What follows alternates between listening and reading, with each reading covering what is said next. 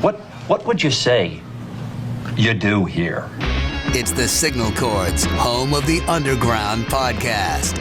A podcast dedicated to up-and-coming bands, labels, artists, and more. Plug in and join your host, Brad Nunnery, as he dives deep into what the future of music has to hold and discover something new along the way. What else do you have to do? Hey, this is Andy from Wires, and you're listening to Signal Chords, home of the Underground podcast. If all this time was wasted, let's waste it all again. When something you lost is something you found, it's a reason you go to mend. And nothing that's golden is faded, it walks with you through the cold. But sooner or later you'll ask yourself, where does the time go? That's the latest song and music video from our friends in Wires. It's called Salt of the Earth. It's off their brand new debut LP called Nothing Like Your Idols. Such an amazing record. It's one of my favorite records from 2023. If you're a big fan of that melodic punk rock style, definitely check out Wires. You can visit them on any social media platform at We Are Wires. Thank you so much to Andy for recording that promo for us. I really do appreciate it, man. All right, good stuff. What's up, everybody? My name is Brad Nunnery. Welcome to Signal Chords, home of the Underground podcast, Season 2, Episode 4, presented by 1603 Designs. My guests tonight are a really killer melodic pop punk band from Orange County, California. They are called Taken Days. On January 5th, they just dropped their sophomore release called Any Minute. I've got Corey, Brent, and Landon set to talk to us all about this record. We're going to dive deep into some of their songs. We're going to talk about their European tour and working with Cameron Webb. But right now, let's get into their latest music video. It's called She Wants More, and it's on Signal Chords, home of the Underground podcast.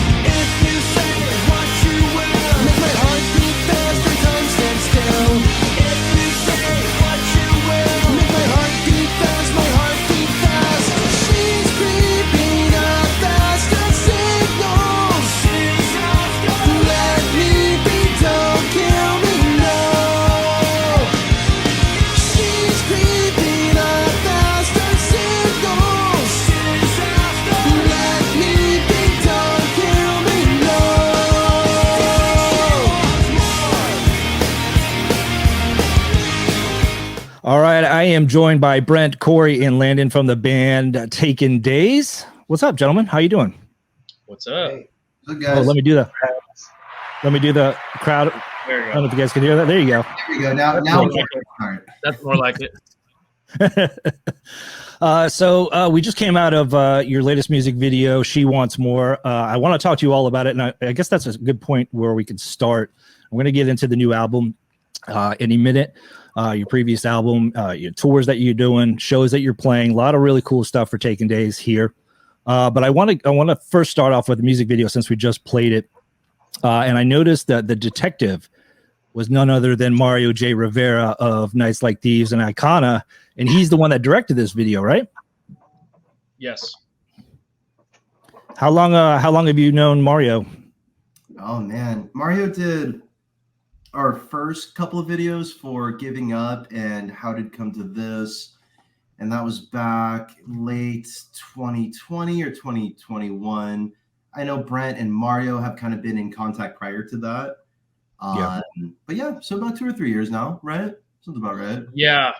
He did a Toxic Energy video first, and but I had known him. I became a fan of Nights Like Thieves and had kind of reached out. Did we play with Nights Like Thieves before he made the video or not? No, I think we started playing with Nights Like Thieves after the video, and the video would have been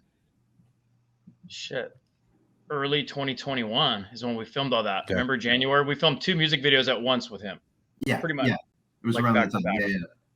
But yeah, he's Oh, pretty wow. much been like a family member ever since. And we've done some runs, little tours with Nights Like Thieves and played with them every chance we get. Or when they're playing, one of us always makes it to one of their shows and vice versa. So, And you guys are relatively close, right? Because they're in San Diego, you guys are in Orange County, and that's like relatively in the same neighborhood, right? he's deep. He's like, I'm at the south end of Orange County in San Clemente. Okay. Mario's in Chula Vista, which is still like an hour from my house. So he's almost in like Tijuana, to be honest. He's way down there. Oh, is he?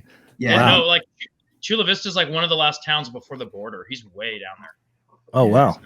He when he did the last video, he had to drive up, and he spent the entire weekend with us actually. Yeah. Just because of the amount of time that it would take, and then obviously the drive was a little long. But for the most part, yeah, I mean it's a lot better than, or a lot closer than like if he lived in like Arizona or like Northern California or whatever. So he's kind of technically our neighbor, but yeah, Brent's right. He's pretty deep down there. Yeah. Well, that sounds like it. And so in those instances, when he comes up to shoot the video, does he just record everything and all in one day and then just takes it all home and puts it all together? Or is it a 2-day kind of a thing for this one, for She Wants More? It was a 2-day process for this one. And then he did some stuff at home. But for this one, with what we were planning to do and how we were doing it, we just knew, we're like, we're going to need 2 days for this. Yeah. I love his cameo, and I'm trying to figure out like what he was trying to interrogate and trying to find the meaning behind the video, because there were so many different things happening. There was a giant cucumber, and he keeps eating things throughout the crime scene. I thought that was hilarious. But you know, and I went and I watched the video. The first time I watched the video, I'm watching, and I said, Mario did this, and it was super cool. And I knew as soon as I saw him, I knew that he did your video. But at the very end, it was surprising. I'm like, who's the murderer, right? Who's the murderer in the video? And I thought it was the blonde chick the whole time. And I'm like, it's gonna be the blonde chick. It's gonna be the blonde chick. And at the very end, Chris OC Sellout, which is a good friend of our page and podcast, I see him do a little cameo at the end. That was a really cool surprise. How long have you known Chris? Oh, forever, huh? Well, at least at this point, I would say probably 2018. I think he's one of the few people that started listening to us back in the EP days. Yeah. And coming out to, we had very few people paying attention to the band during those first couple EPs. He was one of them. In fact, I would almost say Chris was our first big break as far as somebody in the scene being relevant, carrying that Taken Days was a band and trying to spread word and get people to the shows. He was probably our first like main supporter, to be completely honest. Yeah, that's awesome. He does a lot of really cool things with his page and his, for the Orange County scene, for the, California scene and stuff. There's a lot of really cool things he's been doing. And I put a call out for anybody who had any questions, and Corey, I saw you respond to him on Instagram, but I don't know if the other guys had seen it, but he had a question for you guys. He wants to know, and Corey's already smiling. He said, why are you so sexy? And is that a priority to be in the band? So Landon, Brent, Corey, if you guys whoever wants to jump in and answer that one first, go right ahead. Landon, sorry. I would say it's a gift of ours that we work every day to maintain. Yeah. And well, Corey always points out none of us are tall, but also none of us are bald. Not that there's anything wrong with being bald, but we are a hairy band. We all have full heads of hair. For that's guys awesome. in their 40s, that's pretty good, Yeah. So, no, that's you don't. Is that? I think people think we're good looking because we have hair. That's it. But really, we're not. I mean that's a go-to, right? And also, Corey has a casting couch, so that's part of the process. Oh, yeah, really? Yeah. Is it over? I knew I recognized that background.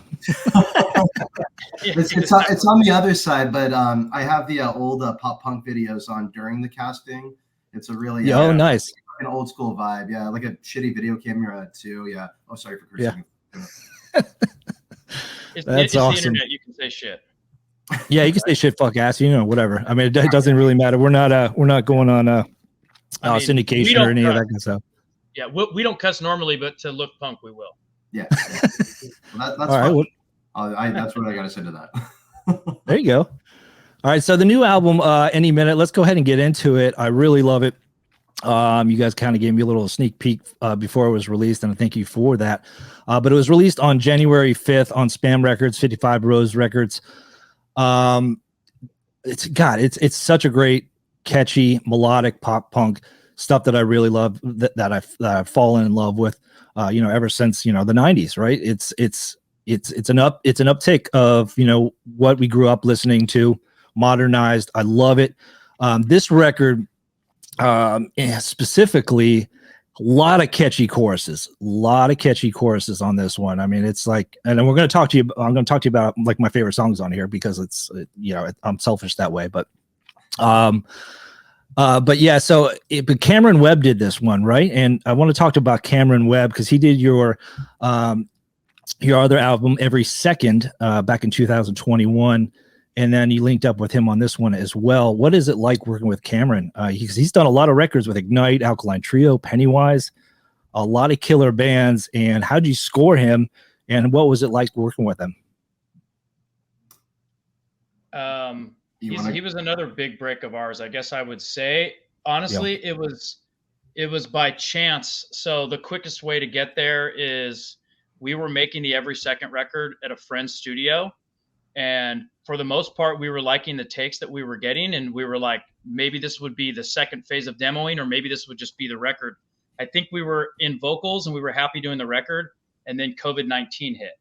And and everything, remember, like the 2 weeks, a month, 2 months.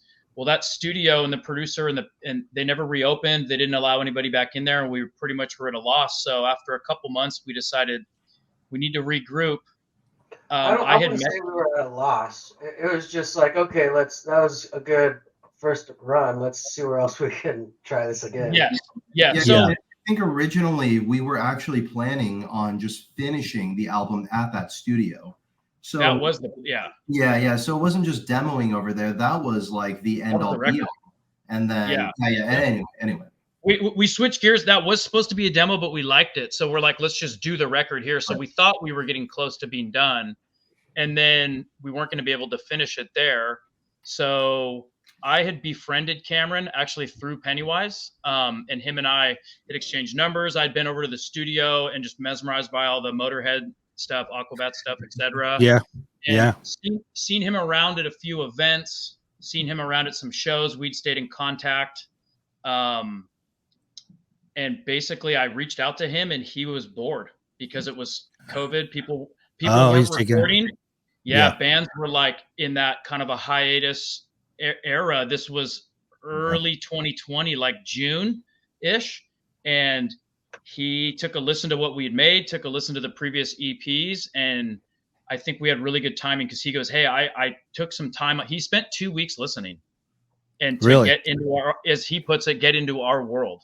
And then he called and was like, I love this. I just want to start over with it. And so that was yet another amazing door that opened for our band. We discussed it and we're like, this is opportunity knocking. Who gets a chance like that? And, working with him then and continuing to, he pretty much became like family to the band since. I talked to him today. So we're like we're all really close. We're good friends. We hang out. And he has really brought us to the next level. Once we made that record, we had to be a better band because we didn't have a choice but to play as well as the takes we were getting. Yeah, and when you're going in the studio with Cameron, with this, the pedigree that he has and the bands that he's worked with, it's like, we want to have our A game and try to figure it out. Now, is that one of those things to where now, like the second record comes around, Any Minute comes around, and you guys are in the record, I guess writing phase. Like, were you even more kind of, is there more pressure for you knowing that you're going to go with Cameron again and try to get it right? Do you write everything before you even go in the studio with him? Or does he like to experiment with you guys and song structures and building the songs and all that kind of stuff? Or do you have that figured out before you even go in there to save some money and studio time? So for the most part, Cameron's kind of like the final say in a way. For the first album, the songs were pre-written. There were even songs from the older EPs that we carried on over as well. With this one, what we did different than the last one was demo it and almost take what we thought would be Cameron's advice and try to improve the songs and make them the best we could on their own, right? So we must have demoed those songs for 2 or 3 months, maybe, right? Not, or maybe longer. Like 6. We wrote Any Minute in October of 2021. Yeah, all the songs were written. So, wow. Yeah. So when we were ready, I mean, we were pretty stoked on what we had. I think we were excited that the songs just had a little bit more of a cohesiveness to them. We weren't really, I guess, we didn't have to rely on past writings. We could really move forward, really experiment. And we did the best we could to do that on our own at first. And then when we send the songs to Cameron, and here I am being like, we've done it. Look at us. We've done the songwriters that you've always wanted. And I'll never forget, Brent sends a text message. He goes, "Hey, Cameron wants to have a conversation on why the songs aren't ready." And I'm like, "All right, pull the sleeves up. Let's go have a conversation." Went to the studio, got his feedback on, "Hey, we can do this better. This chorus could be changed, blah, blah, blah."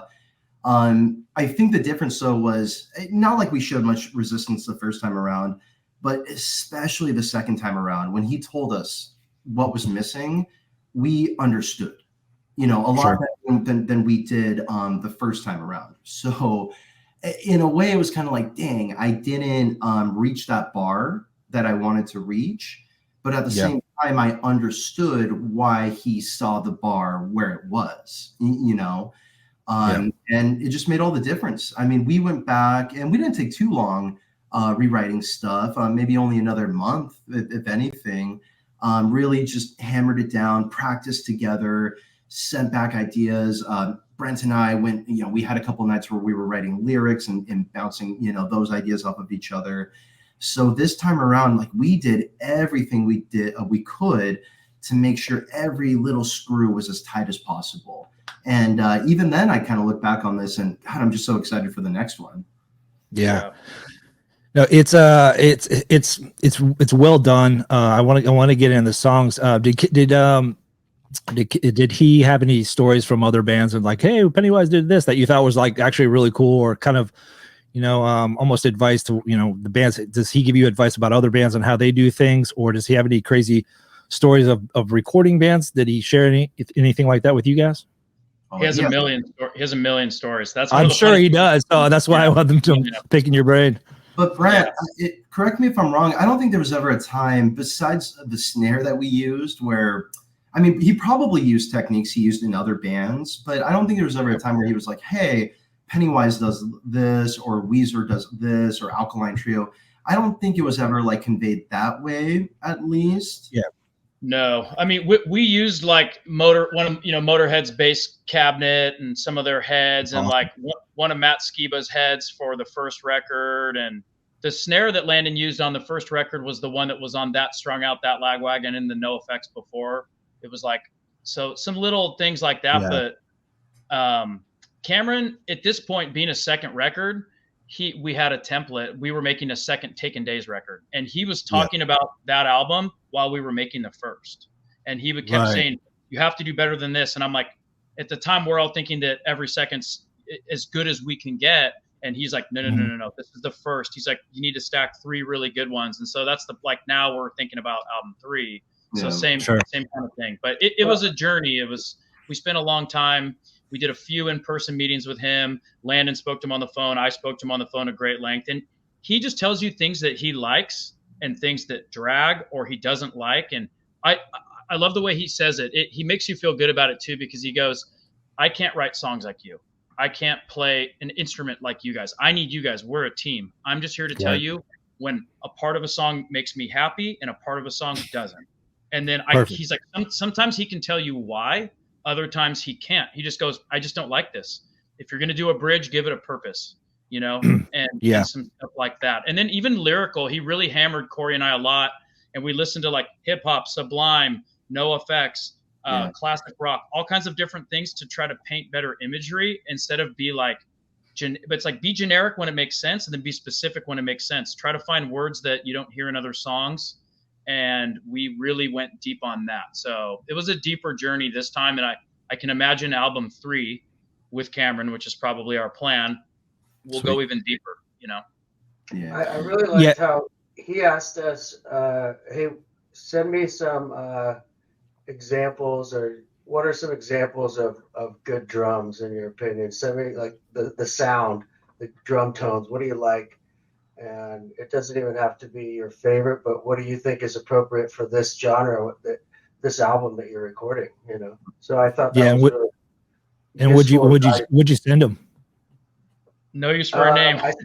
I sent him a few No Use for a Name albums. Even something as obscure as like Porcupine Tree for different, you know, Tom stuff. But he's very open to new ideas and loves to try new things. So that's really valuable. I think that's something that sets him apart for sure. But he there's one word that he'll always use when making an album with you. He always talks about sonic, like how a record sounds sonically, right?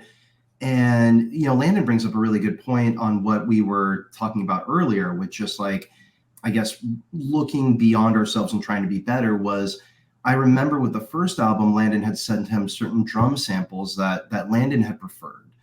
And then, you know, Cameron is really cool. He's like, okay, I get it. These are great drums, but here's why it doesn't work with this record. And then he kind of would match up the drums a little bit, right?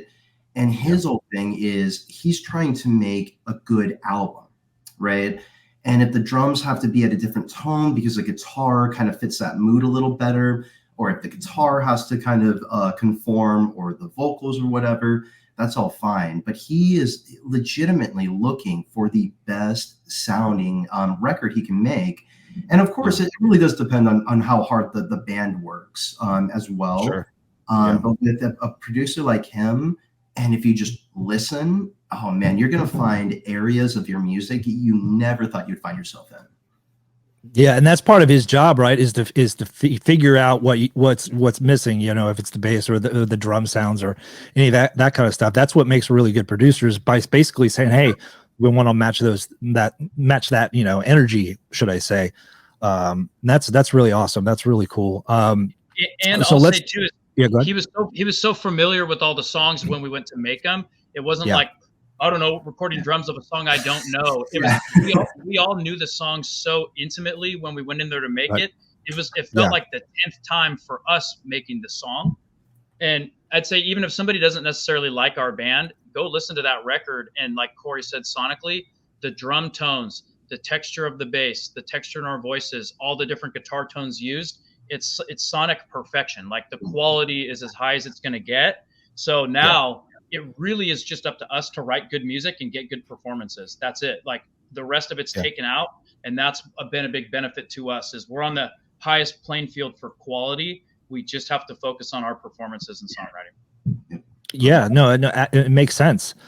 You know, and it's such a great record. And I was pleasantly surprised. And Brent, I think you and I went back and forth about this one night when I was doing a live thing about Spam.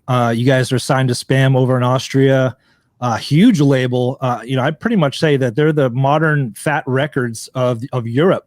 I mean, they're signed a lot of those old school bands, plus new bands that, you know, are coming from that family branch of, you know, skate punk, melodic punk, pop punk, all that kind of stuff, all that stuff under the umbrella. And I'm like, holy shit, Taking Days is on Spam. I'm like, hell yeah, like a lot, you know, it sounds like I'm trying to work for them, but I'm not. But like every single band that I'm putting out is like incredible. And to see you guys and kind of know you guys and know your music and, you know, and know this record, just thought I'd show you that. Thank you. But you know, it was really cool to see, and I know we're going to talk about Spam Fest and all that kind of stuff here in a second. But how did you get linked up with Spam and get them to put out your record, as well as 55 Rows? Again, I think it's just another, what's the term I keep saying? That was another golden opportunity. We've had some big breaks. That was another one. We were previously on Wiretap Records, who we all Love Wiretap Records, love Rob, love all the bands. Shout on out there. to Rob. Yep. Shout out to Rob. We feel very close. Wiretap will always be close to our heart, and we intended on doing this record with them. Long story short, through some other people that we met, we basically got an offer to work with 55 Rows, which was a new record label. And the shortest way to tell the story is, I would pretty much say the Mad Caddies are working with 55 Rows, and the global distributor was going to be Spam Records. And we were just there with a brand new record at that time. We're asked about it. It was a finished product, and we pretty much got in line behind the Mad Caddies and kind of went the same exact road as them. That's kind of how the door opened. Spam was familiar with us before because of Wiretap, so they were aware. And then it was like right time, right place. And then Stefan got back to them and us and was basically like, this sounds great. Let's do it. So again, right time, right place. And I guess we couldn't be more grateful for the whole thing, really. Yeah, it's definitely one of those, I've been doing this for 3 years, and I feel like I've done a lot with Wiretap as well. I love a lot of bands that are on Wiretap, and that's how I discovered you guys. So shout out to Rob. He's putting out a lot of really killer bands and stuff. There, I have my go-to labels where I'm having kind of like a video block or brain block or whatever, and I'm like, all right, what's Wiretap doing? What's Sell the Heart, doing? What's Spam doing? Yeah, there you go. Shout out to Rob. This will go in the promo. Yep. Sell the Heart too. Sell the Heart's great. Yeah, absolutely. So I always give love to those guys every time I get, because those guys have been really killer to me, and Spam as well. All right, so let's go ahead and start talking about the songs. I want to break down a few songs if you guys can oblige me, because I really want to talk to you guys about a few of these songs, if you don't mind. You cool with that? Sure. Of course. All right, cool. So our songs? yeah, no, we're going to talk about Lagwagon songs for the next hour and a half. Does that sound cool? Or Suicide Machines, whatever you want to talk. Whatever you want to talk about. Nights Like Thieves. We'll break those songs down. Yeah, it'll be a part 2 because we interviewed them not too long ago.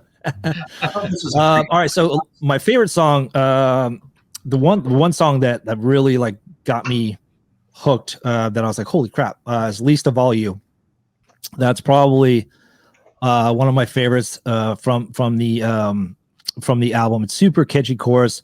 It's almost got a Bouncing Souls vibe to it.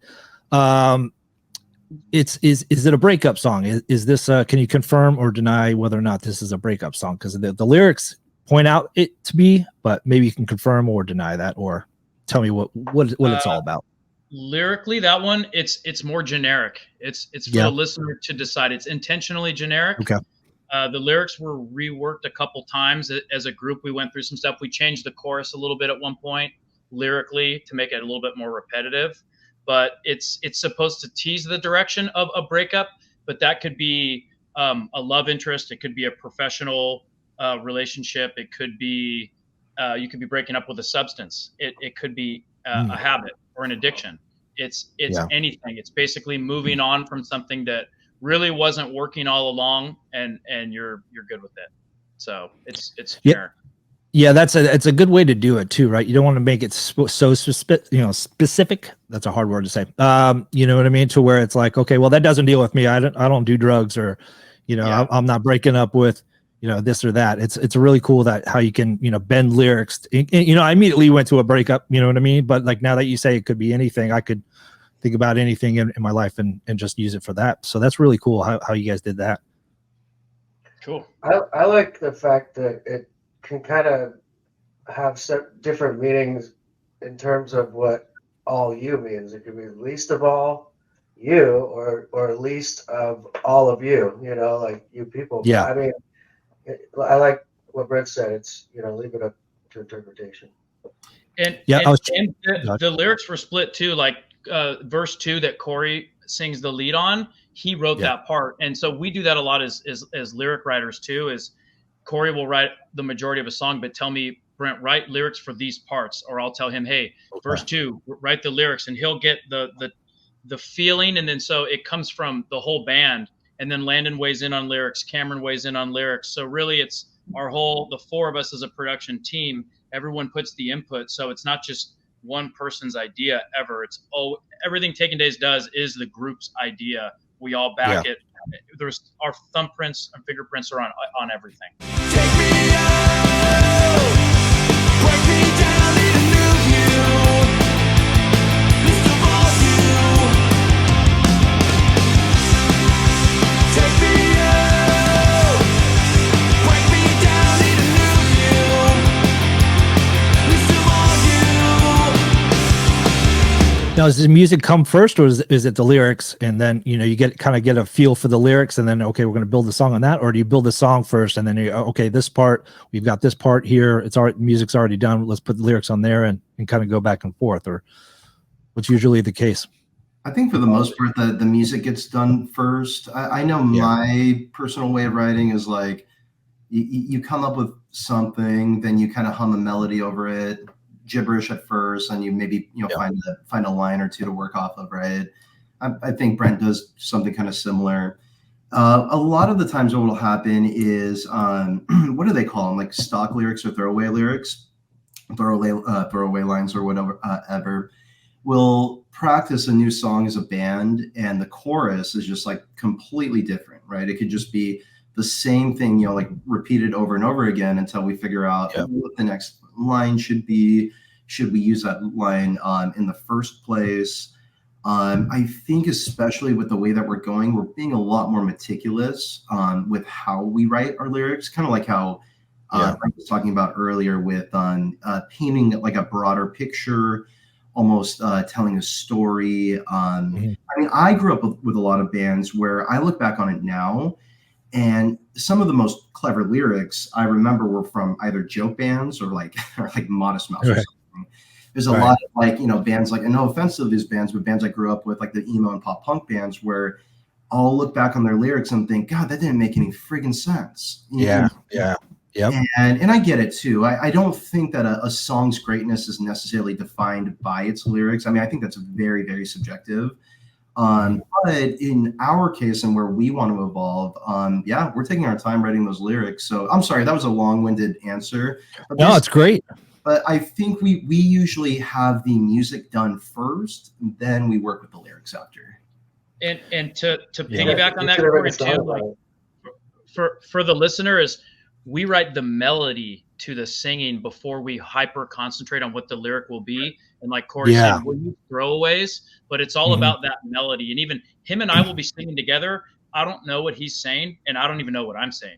But it's we find that nice melody, and then we'll define it. But then the words we want don't fit. So then you got to kind of back up and then really like get things dialed in later, because like we love that melody. But then you bring that melody to Cameron, and he goes, "That's boring." And we're like, "Is it?" And then we'll try different melodies and go, "Oh, look, two or three or four melodies down the road." Even though we were kind of married to this first one, we're always willing to shotgun a new idea at it, and then that becomes a lyric massage again because it's tweaked again. Yeah. No, that's makes sense. All right. So beyond this, I love the intro. It's got my notes here are, it's got end of the world vibes. It feels like an end of the world song. It's super aggressive. Now the lyrics. Now speaking of lyrics, there's some subliminal messages in here. I want to see you shine beyond this.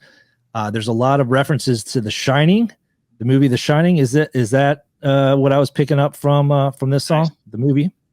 Yep, you're exactly right. I was going to ask you if you figured it out. Yep, that song is about The Shining. That's awesome. So you're big fans, obviously, of the movie, because like the lyrics you were saying, like the alcoholic father, and I was like, wait, this sounds. Then once you said, "I want to see you shine beyond this," I was like, what's going on? So that song, it's funny. A couple funny things about that. The little guitar lick in the beginning, I had that, and then I did. So we try different things. I'm like, hey, I have a guitar lick I like. I'm gonna play it over and over and over again. And you two, Corey and Landon, build a song behind this. And so they just kept jamming and jamming and jamming. And so we built that just as a group in a room jamming like a real band would. And then the throwaway lyrics we were saying was "be honest." So the song didn't mean that. And then later we got the idea to like, I love horror punk and horror pop punk and the Misfits and the full 9 yards. So we wanted to take a shot at doing a horror punk song. And I don't think anyone has a song about The Shining, so I could be No, wrong. that was awesome. It was awesome. I'm reading the lyrics. I'm like, holy shit, are they talking about The Shining? It's awesome. And to get the lyrics more dialed in later, I pulled up the Wikipedia page for The Shining, so it goes in order of the story. You know, like, wow. we had throwaways all over the place, but then it was like the verses and then the bridge, it kind of follows the buildup of everything happening, you know, because the beginning is that you're in Colorado storming. That's just like the opening scene. You know what I mean? So it kind of builds through the movie. And then at the very end, when they're chasing around in the maze and in the snow and all that kind of stuff. Yeah, that's awesome. Exactly. Sorry. So Stephen King is so excited about it, by the way. He wanted to. Did he? He wants some residuals? Yeah, big fan of it. It was a mix too, because Corey really loves Bed Bath & Beyond this. So yes. That's gonna be the name of the new record, the next record.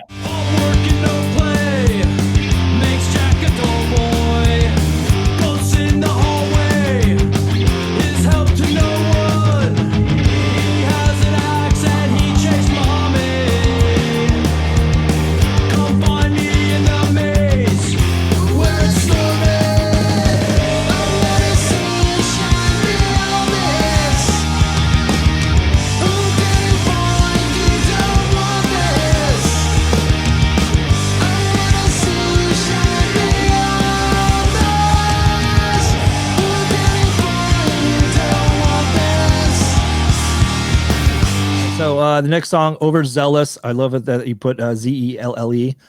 The chorus is amazing, and the lyrics and the message is just basically be who you want to be, and it's no matter who you are. It's like come one, come all kind of a song. Tell us a little bit about this song. I don't know. How did it come to be? I think, well, I mean, this one went through a pretty radical transition, although the chorus was always the original chorus. Yeah, the chorus never changed. Corey started with that, and we loved it. And the entire thing, and the entire, I guess, when you're talking about lyrics and the theme, that always stayed the same. But essentially, that was one of the ones that we had recorded. We had all the music done. And I think Brent was in the studio with Cameron, and they were kind of bouncing ideas back and forth. Brent went in there, did kind of like his shout parts, and he was like, "Hey, let's kind of do like a back and forth thing here." And I'm like, "That's totally cool. That's rad." So we did that. We loved it. We loved how that came out. Did the choruses and everything, and then we did the bridge, and we liked how the bridge came out, but we weren't very happy with how the verses were coming. So I'll never forget it. Cameron goes, "Come here." You walk out of the, you're walking from the vocal booth over there. What did I do now? And he copies and pastes the bridge and he puts it over the verse. And he goes, "That's a better melody." And I go, "Okay." I'm like, "All right, give me 2 weeks. I'll be back." And got all of that and everything the same. Went back, did the melody a little different. But I guess if we're playing the whole vague card, it's more of that song. You hit it right on the head with. It's more about just self-acceptance. I think I was inspired by a certain person in my life at this time who was going through something in theirs, where I was like, well, fucking good for you. You know what I'm saying? And I don't know. I just didn't feel like there was too many good for you songs at that time. So I'm happy that that's what people are getting out of it too. Yeah. So, yeah. It's positive. Yeah, exactly. Yeah, especially in this day and era with everything coming out with just everything all around our environment, right? It's just a lot of people coming out, kind of a deal. It's just people wanting to be who they want to be. If it's career wise, if it's their sexuality, if it doesn't matter, right? Just be who you want to be. Come out. Just don't be an asshole. Don't be a dick. Just be just be yourself. You know what I mean? So that's a really killer song. Love that song.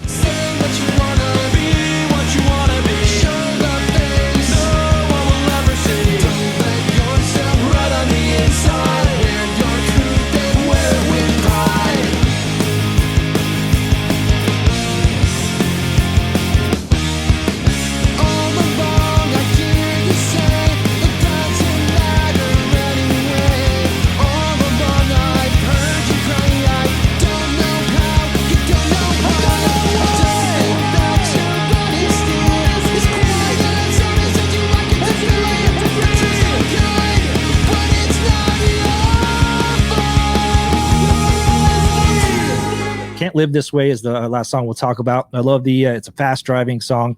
I love the guitar solo in this one. Really killer work, Brent, if that's you, obviously. And a lot of whoa-ohs and in this song, and I can never get enough of whoa-ohs in the song.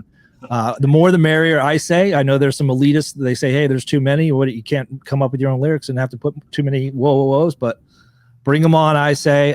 Killer song. Love this song. What can you say about it? I will say it started with the woes. I was listening to a lot of like Lawrence Arms at that time. Love those guys, yeah. For guitar like feel. So a couple things, that, and then instead of just having a guitar riff or something over like the intros and the turnarounds, like always, we hadn't done a whoa song. And it does get a little exhausting to me when every band has every whoa, whoa, whoa. It's just 10 whoa songs in a row. We hadn't done one yet. So I thought, what if we did a whoa song? And then I liked that whoa. And it's funny, in my mind, it sounded effortless. And Cameron goes, my favorite part of the woes is it sounds like an effortless whoa by the way Corey and I even tracked it. Like it feels like we're not trying super, super hard. It's kind of like a lazy whoa that anybody can do. It's just meant to be fun.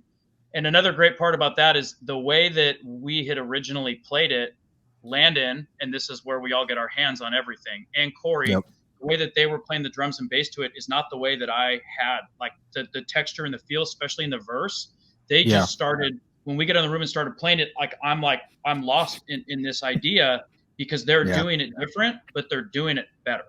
And they made it so much better and gave it a better swing and a better feel and a better vibe than it ever would have had in the first place. So that's the magic when the three of us get in a room, which is what Cameron always tells us. Whenever we have an idea, he'll be like, no, get out of here and go get in a room together, because it's going to change 3 more times. And he's right. Like when we get in a room and plug everything in, it takes life and takes form, and you can talk about it all day long, but until we start playing it. And I loved what, like Landon, weigh in on that, those verses, the drumming, like that, and the way Corey played the bass, it changed it. Well, yeah, and also Cameron, I was doing something on the floor tom originally, and he's like, no, you need to be doing a fill here. It's more exciting, has more energy than that. So, yeah, it evolved. I think every time we played it, it evolved a little bit, up until we recorded it. And I think even now we play it different, or I played a little different live, just on some fills. But it is one of my favorites on the album. It consumes me, it's in my brain. No control, no will. No idea where I'm going, where I've been. I can't live this way. Because of how I am, I'm all alone. What we could have been will be unknown. Yeah, and that's what I was going to ask. All right, so I'm going to start with you, Brent, since you're on top. What is your what's your favorite song from the new record? Oh man, the one that you look forward to, or should I say, the one that maybe you look forward to playing a lot more on these tours and the Euro tour, which we're going to talk about, and the shows that you're talking about. Which ones are you looking to play the most? We're going to play a lot of different songs over there. I'll throw one out that we didn't talk about yet. I like See You When I'm Gone. I think that one has a cool, fun vibe to it and is a little bit of a different texture for us. I really do like all the songs. I know that's like a bratty thing to say. Every band's like, oh, all of our new stuff's so good. But really, we wouldn't have put a song out that we weren't super, super proud of. So I guess I'll shout See You When I'm Gone out because we haven't talked about it. All right, Corey, what do you say? God, I have to go with Brent. Like all of the songs are like just super fun to play. Like I don't think, I definitely have like maybe a few that I don't think are as fun to play as like others. I guess one of the ones I really, really like playing right now is Can't Live This Way. It's just so fun and it just really picks up the energy at a live show. Yeah. And then I really like Please Stay. I think in terms of like if I had to re-listen to like a song on the album, that would be one of the ones I would do that over and over again. Yeah. Awesome. Landon. All right. So the hot seat's yours, my man.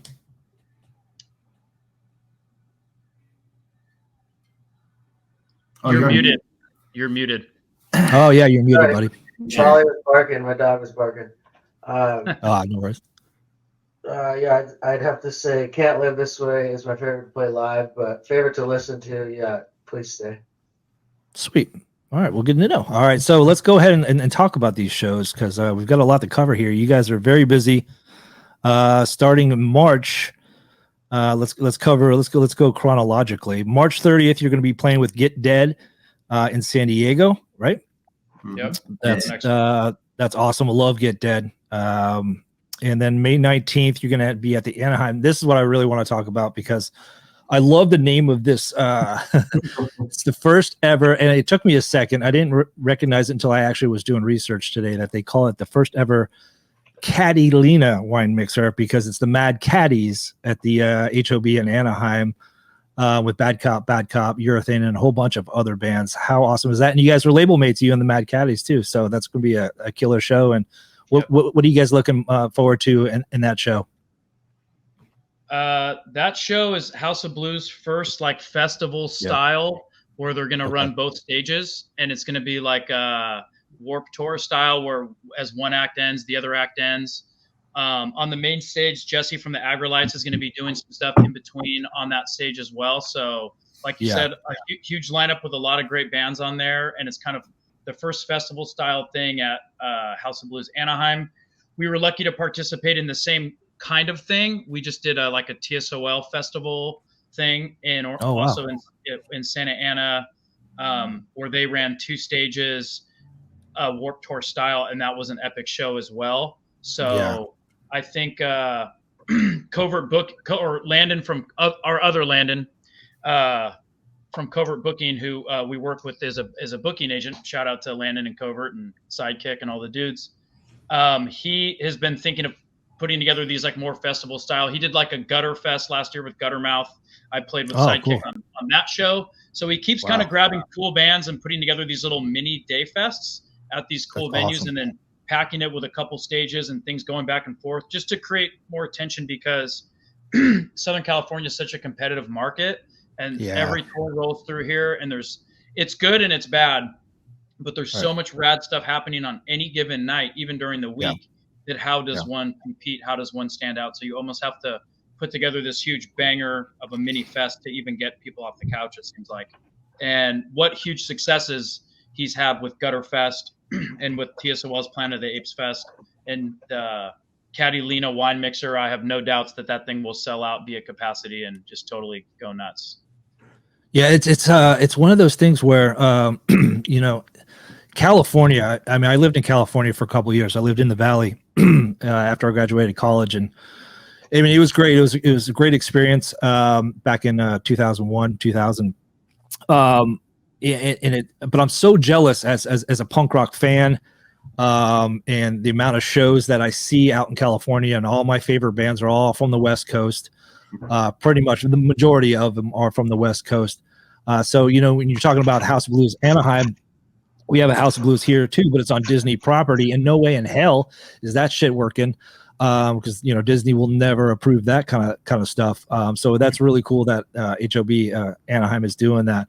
I don't even know if they could do that on Disney property, but that's really cool. That's awesome, and get to see caddies and all that good stuff. And you'll re-see them in Europe. And let's talk about Europe.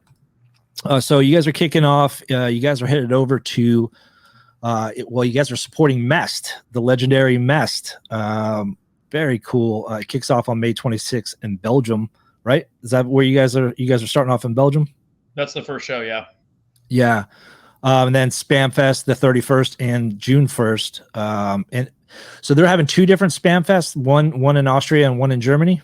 Correct. Is that correct? Yeah, for the first time. Normally it's just 2 days at the same location, I think. Yeah. How far do you know how far they are in between each other? We have a tour. We're getting our tour itinerary dialed in. It's not that far. I want to say it's like 5-6 hours, maybe. Okay. Stuttgart from Wells. It's not a crazy distance, but it's not close. And you guys are doing a couple of shows in London, and in Germany at the end of June. Well, at the beginning of June. So it's a nice, a nice month long kind of a Euro tour, right? It's 14 days. Oh, 14 days. Oh, is it? Yeah. Yep. Yeah, it's 14 days, 13 shows. 2 weeks. We are not playing Spam Fest in Germany. We're only playing the one in Austria to kind of, so Gotcha. That's the only night that we don't play. And then we have a day off in Paris where we're just going to have fun. Yeah, not a bad day. Nice day to rest the voice. But yeah, we're grateful. We've all become really good friends with Mest over the years. We've did an acoustic show with them, and then they did Wasting Time in its entirety a handful of years ago. It was a COVID reschedule, but we were lucky to get on that again with our friends Twilight Creeps, and we just became really good friends with that whole group, Gary and Tony and everybody. And when we kind of were looking to getting the chance to go to Europe, we were trying to figure out how were we going to pull that off.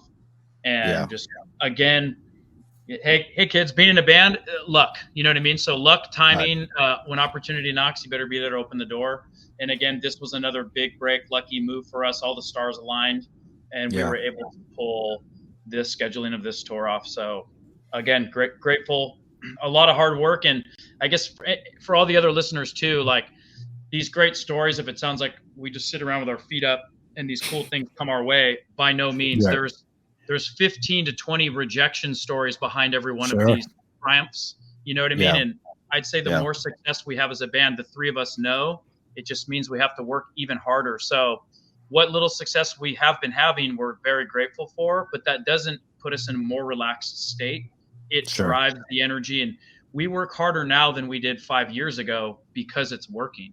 And now we have to work even harder as a band, creatively and on business wise, and from scheduling, rehearsing, and just taking every piece of business we do as serious as possible, I guess I would say.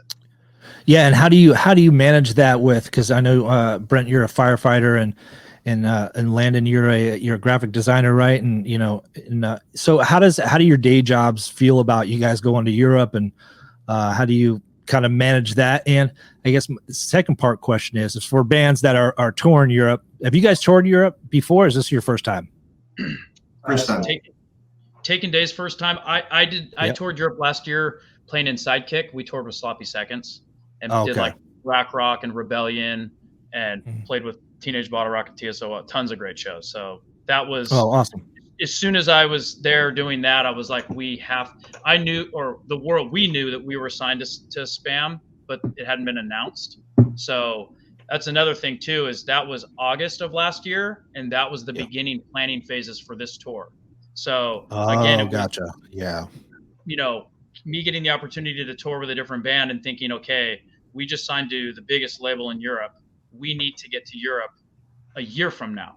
So we were working very, very hard August and September and grinding to make this happen for the following year. So that's how. And how do you, I guess my biggest question, maybe because I don't tour, I've never been in a band before, so I'm really stupid when it comes to kind of thing, but I'm a planner and I'm a logistical kind of a person in my head. And it just seems to going over to the Europe, planning out, like you said, you were talking about your schedule and all that kind of stuff. How do you, who's responsible for, finding out, is it you as a band, your responsibility to find out how many hours it is in between, what's the setup like, what's the venue like, all that kind of stuff, and who do you need to speak to, and how does that all kind of work when you're an American traveling overseas for maybe the first time? I know, Brent, you did it for, before, but if you guys didn't have any experience, how would you go about doing that? I guess if you didn't have any experience, you'd learn along the way. But we are another shout out here to Eva and Felix at Flix Agency. So Taking Days is with Flix Agency based in Berlin, Germany. They booked the tour for us and Mest. So they booked every show, including the festivals, and they helped us get, we have a driver and merch person. We have a van. We've already got backline rented, deposits on everything. It's the details that went into this is overwhelming, and we're still continuing to do it. And then Mest is bringing a tour manager along to assist, basically Tony, and then Dallas and myself were like the triple tour managers with Eva and Felix backing us up. So, and then all of us are going to have we have an app that we're all going to have access to. That's all of the contacts, all of the information, Oh, that's awesome. Yeah. And then, but when you tour Europe, if you can fit it into the budget, or if you're willing to take that hit, is hiring a driver is key for bands out there. If you can't afford it, or you're not going to get guarantees or merch to cover it, that I understand. But, or in this instance, we're in the same van with Mest to save costs, and same backline. We become one band for 2 weeks is pretty much what happens. Yeah. Yeah. I would say. And that's what Sloppy Seconds and Sidekick did, is having that local driver with the local knowledge. Because even we have to get on the ferry 2 times to cross the English Channel. That's an experience in and of itself. And driving the Autobahns, and there's so many tolls in Europe that, like, if the 3 of us were going to rent a car, I mean, we probably would make the first show, and then it's like miss the second one, make it to the third one, make the 5th one. You know what I mean? I can only imagine us not making it. Unless we never slept and just drove the whole time, it would be a mess. So we'd be a mess. Right? Yeah. Play on words there. I like that. All right. So what's some of your, I guess, if you had your dream lineup, you know, you guys are already starting to pave the way, and you guys are already playing with a lot of great bands, but if you guys could have your dream kind of, you know, main stage or venue, what would be on those, on that bill? You know, personally, maybe 1 or 2 bands from each person, you know, who you that you may have not played or played with in the past. We like bands we would play with, or like just bands we would just put together. I guess it doesn't matter, right? No, like your dream, like you know, it's a one day festival. You've got 3 bands that you got money for it. Money's no object. You can pay them to be there, alive or dead. Doesn't matter. It's your world. I mean, I would do. Dude, I want to say Blink-182, but they suck live. So I'll go with Green Day, Johnny Cash, and who would I just like kill to just see live? God, I don't want to say Queen. I feel like Queen is so cliche. Oh, Nirvana. I would kill this to go back and see Nirvana. That would be amazing. Brent? I'm going to pick Blink just because I think that's the best thing business-wise for us, especially with how big they are off their new record, which is awesome. I would say Blink and Green Day and Offspring would be the 3 best that we could draw their crowd, you know? Yeah, sure. Whereas I love Nirvana and all Johnny Cash and all the other, you know, I'd love to play with the Beatles and Kiss, I guess, too. But, like, what would be the best thing for us at this point in our career is anyone that's into Blink-182, if they would be into us, we'd be doing pretty well. Bring them over. Yeah, you guys would fit in. You guys would fit in perfect there. I mean, like, all right, Landon. All right, go ahead. Sorry, Brian. I think, you know, one of my favorite bands that's always been one of my favorite bands is Thrice, and they're pretty local here too. You know, from Irvine, they're close by. So I think that's pretty realistic. I got a chance to meet them and do a meet and greet when I was in radio. Really killer guys on the Viejesu record. It's one of my favorite. It's one of my favorite Thrice records. I know it's I know the Artist and the Ambulance is the go-to for any fan that loves that band. But I love Viejesu for some reason. That's the one that got me into Thrice for sure. I think it depends on like the Thrice fan you talk to, because there's like Thrice fans who are like on one side of the line and Thrice fans who are on the other, and then Thrice fans who like just love everything. Yeah. I was always more on the artist and everything, before that. I like Viejesu, and what were those, the Elemental albums that came out too? Those Fire, Water, they had they were real experimental after Viejesu, right? Yeah, exactly. Those are all really cool. Not necessarily my thing, but I feel like Thrice fans are either like one or the other. Yeah, it is true, because every time I say Viejesu, they, any Thrice fans like, dude, come on. Like you get the elitist, and I'm like, come on, man, that was my thing. Like, it caught me at a right time, right? Because that was like the one I punched in at that record, and then I haven't really got before or after with Thrice. I love Dustin's kind of solo stuff here and there, every so often. He he had this one song. It was about his wife. It was a really killer song, and it was almost my wedding song with my wife, and she vetoed it. It's called Pistol. I don't know if you guys heard it, but it's a really killer. Huh? Yeah, for sure. I don't think I'll listen to it. I don't know. Yeah, it's Pistol, and I was like, I tried to convince my wife to do that, and she said no. And I wanted to do a Less Than Jake song. She said no. a lot of ones we did. Frank Turner, she said no. a good one. Yeah, and I forget. Further Seems Forever with Jonathan Bunch when he sang. There's a light up ahead or something or whatever. It was like an instrumental off the record that they had. I got a lot of vetoed, but it was Michael Bublé at the end. So I didn't get any punk or any of that kind of shit. I got Michael Bublé, but I love that song too. He's pretty good. But he does this cover of Miley Cyrus's Wrecking Ball, and I never ever thought I would like that song until that man covered it.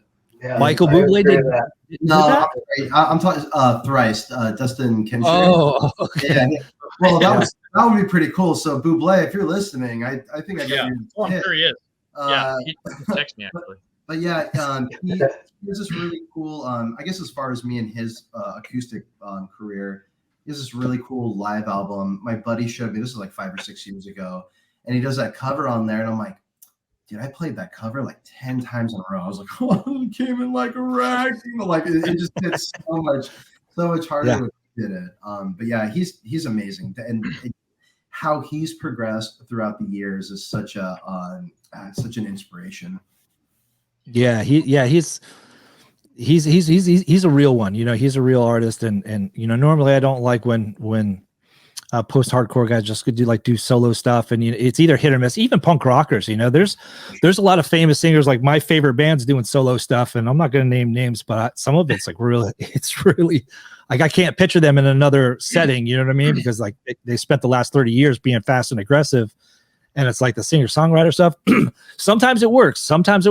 I mean, I like Nicola from Millencolin. He has some, it's like folk. It's totally it's not even like what he's in his wheelhouse, but it works for him. He's got that voice for it. But there's some other guys out there that aren't doing it. I'm like, I don't know. It's hit or miss, you know, for me at least. So is this a bad time to announce my solo album? But it's a hit. Yeah, go ahead. A rap name, the Glockness Monster. So if you guys want, hit me up on Spotify or no. Oh, dude, that's awesome. I will say shout out to Miley Cyrus. So what's funny, a couple people had told me how good her new record is. So the other day I'm like, I'm going for it. I listened to it 2 times back to back. I'm not super into pop music, but I can appreciate it. But if you listen to the new Miley Cyrus record, they're all really good songs. Like, they're good songs. It's high quality. I think it's actually kind of killer. Like, you wouldn't catch me listening to it on the regular, but as a appreciator of art and music, I think she did a really good job on this record. It's like mature for her and what she does, and her voice. I cannot get enough of her singing. I think it's unbelievably great. Yeah, she has one of those voices, man. Like she kills it live. Every time I see her live, she kills it. I mean, who she isn't really to be admired, but her she music makes money is off incredible. that too. So you got to remember, like, that's what people want. That's what's paying the bills. I mean, it's all a performance on and off the stage. Brent brings up a good kind of point too. We need to stop the stigma against pop music. These people need to become our friends, because rock needs to come back into the limelight. We need to shake hands, kiss some babies over on that side. And like you were saying, a lot of good art to be appreciated on that side. I remember when friggin' Bruno Mars came up with Uptown Funk, and I avoided it for weeks when it came out, because everybody told me it's such a great song. It's such a great song. I'm like, no way. I can't do it. I listened to it and I was like, damn, that's a great song. So it's so like, we have to stop that stigma of like, just because we play guitars, like we can't appreciate like Miley Cyrus or like Lady Gaga or my girl Selena. Bam! There it is. 100% though. Like, but if you think about pop punk, you take Miley and Bruno Mars and all these pop stars, and we are punk rock inspired from the pop sensibilities, pop song structures, the big choruses, absolutely, verses that carry and pre-choruses that start to energize, and then explosive choruses with an outro or bigger chorus at the end. That's the Taken Days template. That is taken from pop music. So how can we not appreciate the art? It might not be as gritty and as and we're not even a super gritty punk band by any means, but we're gritty pop music. So but it's all coming from that same form of art expression. So always open to appreciate what others are doing. And I would tour with Miley Cyrus tonight. I would call. Oh, we can do a collab. Maybe you can email the manager. Maybe you can get on a record, and you guys can. She can sing for you guys. Whatever. Yeah. That would kill it. My boy Dave is her guitar tech. He tours with her all the time. Says she's super cool and the whole staff and everything. So, and Dave's a big supporter of us. So shout out to Shug Dave. He's the man. Oh yeah. Oh hell yeah. No, I would love to see that. I would love to see that happen. And we'll make it happen, man. I mean, it seems like a lot of the good things are falling on your plate. You never know, right? Europe 2025 is Miley Cyrus and Taking Days. We're just going to put it out there into the universe. There it is. There it is. We're calling it right now. Get a hold of us. All right. Well, Taking Days, Corey, Brent, Landon, thank you so much for joining the podcast. Really do appreciate it, guys. So what are you guys doing in between all these tour dates? What's next down the line after the Europe tour comes down and you guys are going to go back in the studio? I know you guys just released this record. You're going to be playing as much as possible. So I'm not going to ask you about new music, but what do you guys got down for the rest of the year? Doing any summer shows you guys are starting to book as well? We do have a couple of things in the works right now. Some things that we've submitted ourselves on. So we can't say too much at the moment. The back end of our year, like in summer and fall, is kind of TBD right now. But the overall goal, I think, is just to promote the new album as much as possible. Doing stuff like this, jumping on as many shows that make sense as possible, getting ourselves out there. Right now, we're really into the content creating because you kind of have to nowadays. So we've been having a lot of fun with that. So I think right now we're still in like that whole kind of like back in the day, band puts out an album, they start touring, promote it, spend the next year to promote it. And then hopefully by sometime next year, we'll be back at it. Yeah. Cool. And I would say too, for anybody listening to this, like wherever you might be, if you want us to come play your area, that all starts with a conversation. Everything begins there. Reach out to us. If you have a band or you know a venue, we want to reach different areas and reach different markets. We've hit the Southwest really, really hard, and we want to branch out across the U.S. more and Canada, and we're very grateful to get to Europe. But even like things like Japan and Brazil, nothing is out of the cards for us. Like we just need a little help and a little guidance because we're not world traveling international touring band. So we need a little rub the right way to get us moving. But there's no like if someone's in Maine and they're like, they'll never play here, not off the table at all. So please. Sweet. Please So you guys know. So you're going to come to Orlando. So make sure you guys come to Orlando sometime. I'm going to be that one guy, Florida.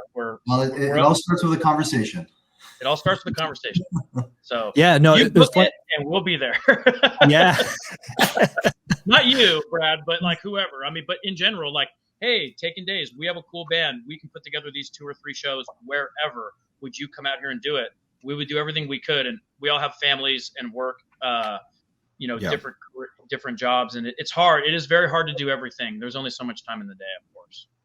Yeah, absolutely. Absolutely. Well, best of luck to you guys. Best of, luck on this new record. Hopefully it opens more doors for you. I love the record. I'm a huge fan.